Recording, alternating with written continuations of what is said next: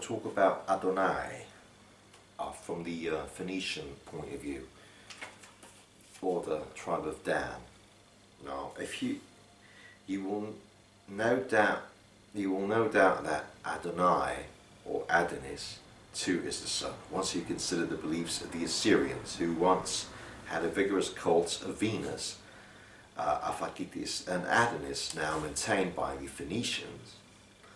For the physical scientists pay cult to the Earth's upper hemisphere, the part we inhabit under the name of Venus, while they call the lower hemisphere Prosperina.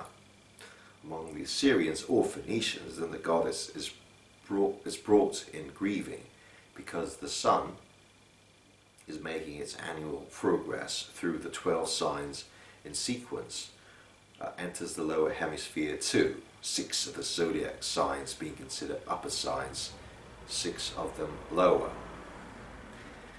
And when he is among the lower signs and therefore makes the days shorter, the goddess is believed to mourn, as though the sun has been for a time snatched away by death and is being kept by Prosperina, who, I have said, is the divinity of the earth's lower zone and the people who dwell there. They believe that Adonis or Adonai is again restored to Venus when the sun overcomes the 6 lower signs and begins to illuminate our zone's hemisphere with lengthening days. They say, however, that Adonai or Adonis was killed by a boar. Being shaggy and rough, delights in places that are damp, muddy and covered with frost, and it forages for acorns, the quintessential produce of winter. Winter, then, is in a sense a wound inflicted on the sun, since it robs us of light and heat and loss of deadly to living things.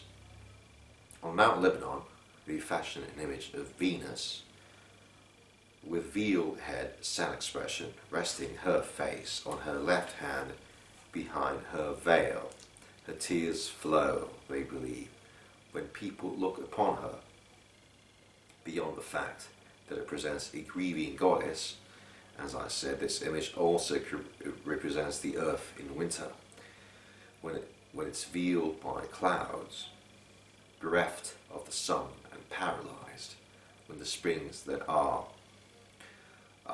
as it were, the earth's eyes flow more copiously, and when fields untilled, unadorned, are the picture of the depression.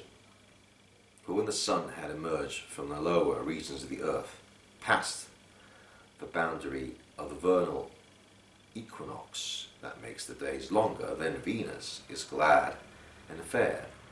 The ploughed fields grow green with crops, the meadows with grasses, and the trees with leaves. That is why our ancestors dedicated April to Venus, or Astarte. So in this brief extract, the Roman Latin poet Macrobius gives us an insight to what the Phoenicians or the tribe of Dan believed about Adonai and Astarte, or Venus. Macrobius, and this is from his great book, the Saturnalia.